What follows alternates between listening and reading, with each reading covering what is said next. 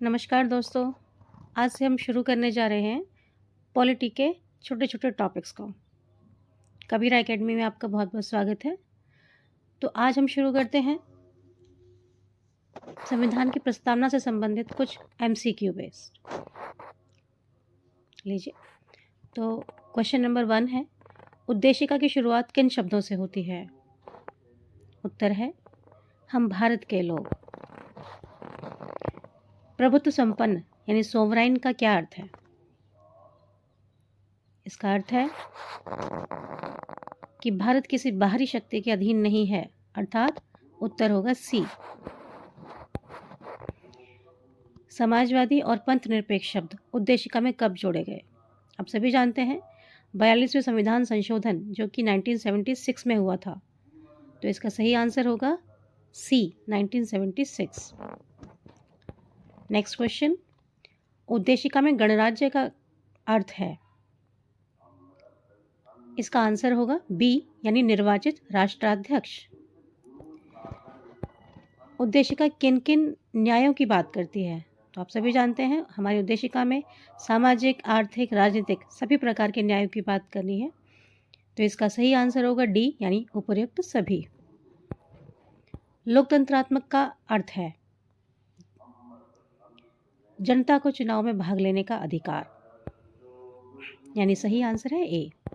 उद्देशिका किस प्रकार की स्वतंत्रता की गारंटी देती है? तो सभी प्रकार की गारंटी देती है, विचार की, अभिव्यक्ति की, विश्वास और उपासना की, यानी कि सही आंसर है डी। अखंडता शब्द किस संशोधन से जोड़ा गया? तो 1976 में जो संशोधन हुआ यानी कि 42वां संविधान संशोधन, जिसमें अखंडता शब्द को जोड़ा गया है। इसके साथ साथ और क्या जोड़ा था? Secular and social. उद्देशिका संविधान का हिस्सा है या किस केस में कहा गया था? तो बहुत ही फेमस केस है। इसका सही आंसर क्या है? केशवानंद भारती केस, यानी बी। उद्देशिका न्यायालय में क्या होती है? गैर न्यायालयी है उद्देशिका, यानी कि ये नॉन जस्टिसेबल है, तो सही आंसर है सी। प्रस्तावना संविधान में क्या दर्शाती है? तो प्रस्तावना संविधान में आदर्श, दर्शन और लक्ष्य दर्शाती है, सही आंसर है सी। प्रस्तावना किसके समान है? तो प्रस्तावना संविधान का प्राकथन है, जिसे हम इसका सार भी कह सकते हैं, इंट्रोडक्शन भी कह सकते हैं। तो संविधान का प्राकथन मतलब संविधान का इंट्रोडक्शन है, तो सही आंसर है ए। फ्रांस के किस दस्तावेज से प्रियम्बल की प्रेरणा मिली? तो फ्रांस का दस्तावेज है rights of man and citizen, तो राइट आंसर है बी।